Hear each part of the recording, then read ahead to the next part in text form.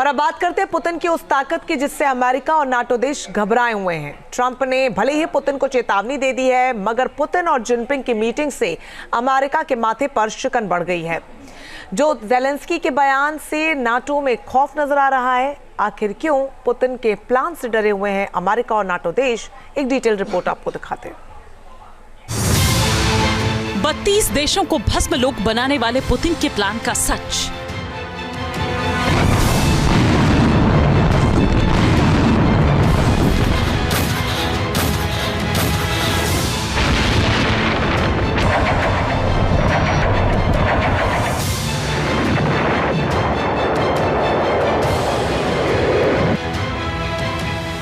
चौबीस घंटे में 3 तस्वीरों ने बनाया भयानक जंगी सीन।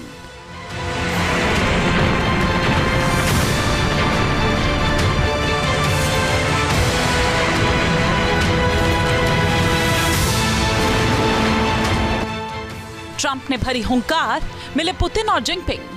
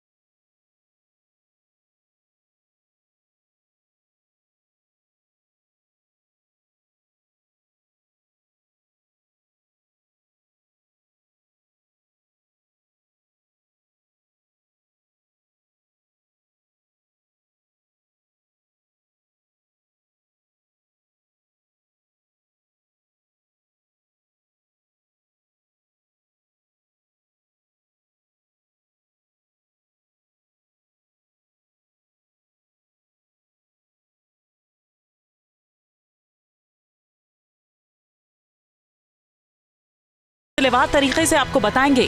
सबसे पहले बात रूस और यूक्रेन जंग को लेकर ट्रंप के बयान की, जिसने पुतिन का पारा हाई कर दिया है। ट्रंप ने पुतिन को चेतावनी दी कि अगर रूस उनके साथ बातचीत करने से इनकार करता है तो वो रूस पर और अधिक प्रतिबंध लगा सकते हैं। You've called for a ceasefire in Ukraine. If Vladimir Putin doesn't come to the table to negotiate with you, will you put additional sanctions on Russia? Sounds likely.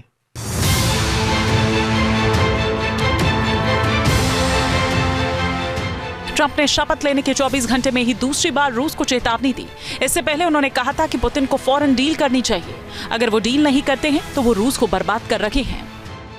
लेकिन ट्रंप भी ये भांप गए कि उनके इस रुख से पुतिन नाराज हो सकते हैं। इसीलिए उन्होंने फौरन ही दूसरी बार दिए गए अपने बयान में ये भी जोड़ा कि पुतिन स्मार्ट हैं। मैं राष्ट्रपति होता तो युद्ध नहीं होता। पुतिन और मेरे बीच बहुत अच्छी और मजबूत समझ थी। ऐसा कभी नहीं होता। ट्रंप ने कहा कि वो जल्द पुतिन से बात कर सकते।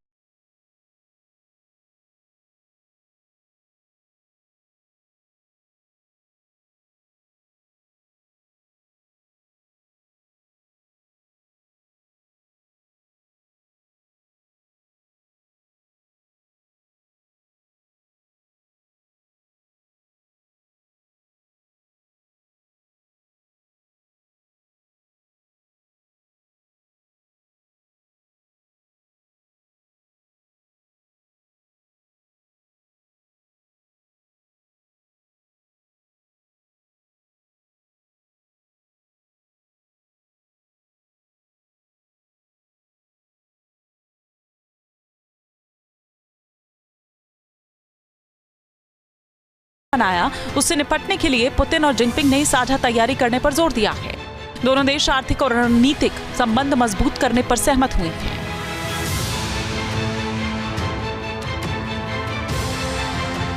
शी जिनपिंग जो है रूस के राष्ट्रपति व्लादिमीर पुतिन के साथ एक स्पेशल दोस्ती बनाए रखना चाहते हैं, ताकि अगर अमेरिका के साथ दुनिया में कहीं पे भी टेंशन हुई तो उस टेंशन से उबरने के लिए, निभरने के लिए वह पुतिन से अपनी दोस्ती का इस्तेमाल करेंगे। गौरतलब बात है कि फ़िलहाल जहां तक चीन की बात है, वह ताइवान को अपने साथ एकीकृत करना चाहता है और जब वह ऐसी चेष्टा करेगा तो अमेरिका चीन को चैलेंज करेगा। ऐसी हालत में शी जिनपिंग को रूस की मिलिट्री सपोर्ट की दरकार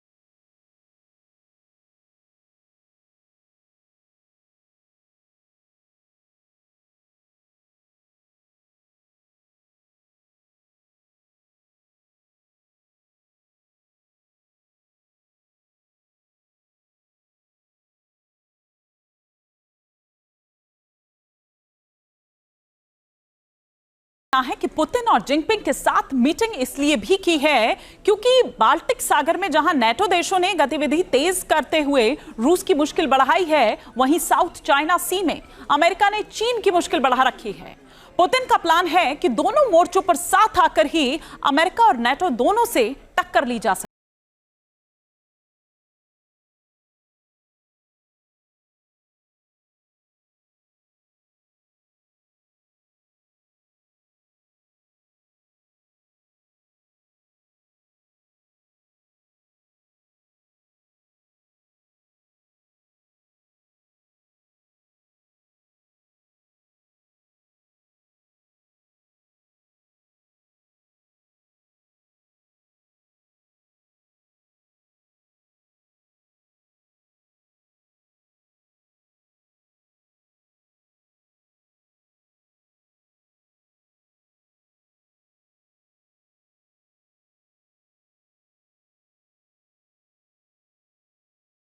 ऑफ अमेरिका में रोका जा सके।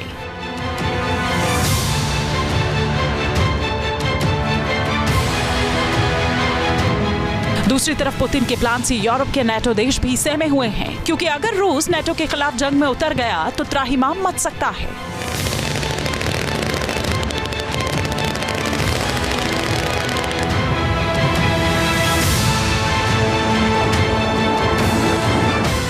पुतिन के प्रकोप से पहले ही यूक्रेन सहमा हुआ है। यूक्रेन के राष्ट्रपति वोलोदिमीर ज़ेलेंस्की ने पुतिन के जिस खौफनाक प्लान का खुलासा अब नेटो देशों के सामने किया है, उससे नेटो देशों में खलबली मच गई है। रिपोर्ट्स के मुताबिक दावोस में वर्ल्ड इकोनॉमिक फोरम के मंच में ज़ेलेंस्की ने दावा किया है कि जंग में रूस के पास 15 लाख सैनिकों को तैनात करने की क्षमता है, जबकि यूक्रेन के पास 8 लाख सैनिक हैं। रूस की सैन्य ताकत नेटो देशों की सेनाओं से भी कहीं ज्यादा है। केवल फ्रांस के पास ही 2 लाख सैनिक हैं।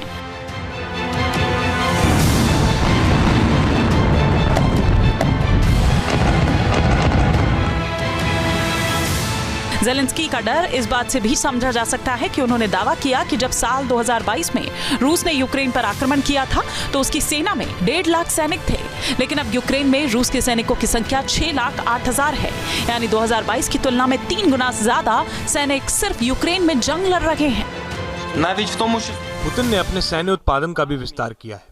अब उनके पास 30 से ज्यादा रक्षा संयंत्र हैं, जबकि यूरोप के पास 45 है। फिर भी वे यूरोप से लगभग 2 गुना उत्पादन करते हैं। मजबूत सुरक्षा गारंटी के बिना उत्पादन का स्तर गिर जाएगा और यूक्रेन को सिर्फ अपने और यूरोप पर निर्भर रहना होगा, जो पर्याप्त नहीं है। अमेरिका और यूरोप को यूक्रेन का समर्थन करने के लिए एकजुट होना चाहिए। बताया जा रहा है कि ज़ेलेंस्की के इस खुलासे से नेटो देशों ने भी रूस के खिलाफ अपनी रणनीति नए तरीके से बनानी शुरू कर दी है। कई नेटो देश भी ये चाहते हैं कि यूक्रेन को सैन्य समर्थन जारी रखा जाए। ऐसे में अगर ट्रंप की बात पुतिन नहीं मानते हैं, और जैसा कि पुतिन पहले ही कह चुके हैं कि बिना स्थायी समाधान के वो युद्ध को नहीं रोकेंगे, तो फिर यूरोप में नेटो के 32 देशों के साथ किसी भी वक्त रूस का भयंकर संग्राम छिड़ सकता है।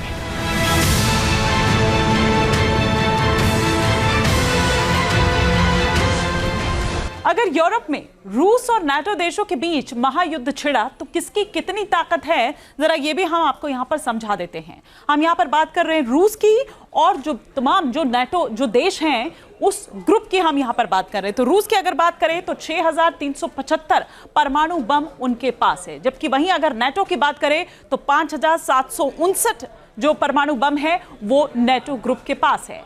अब इसके अलावा हम बात यहां पर करें इंटरकॉन्टिनेंटल बैलिस्टिक मिसाइल की, तो रूस के पास 1185 इंटरकॉन्टिनेंटल बैलिस्टिक मिसाइल है, जबकि नाटो ग्रुप की अगर बात करें, उन देशों की अगर बात करें तो 800 ballistic missile intercontinental ballistic missile NATO देशों के पास है।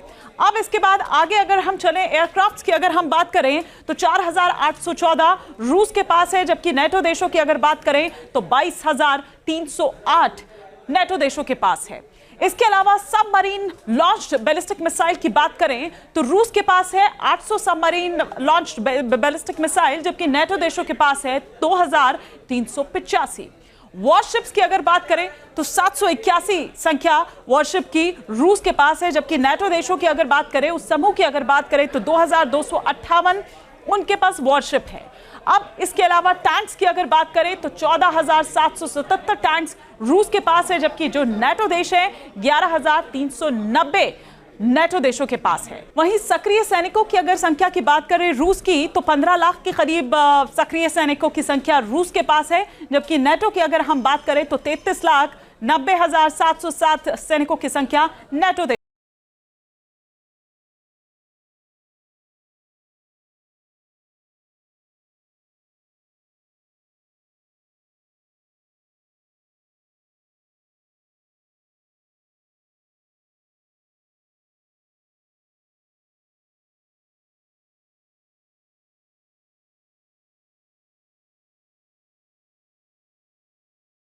परमाणु हथियारों को तैनात किया है।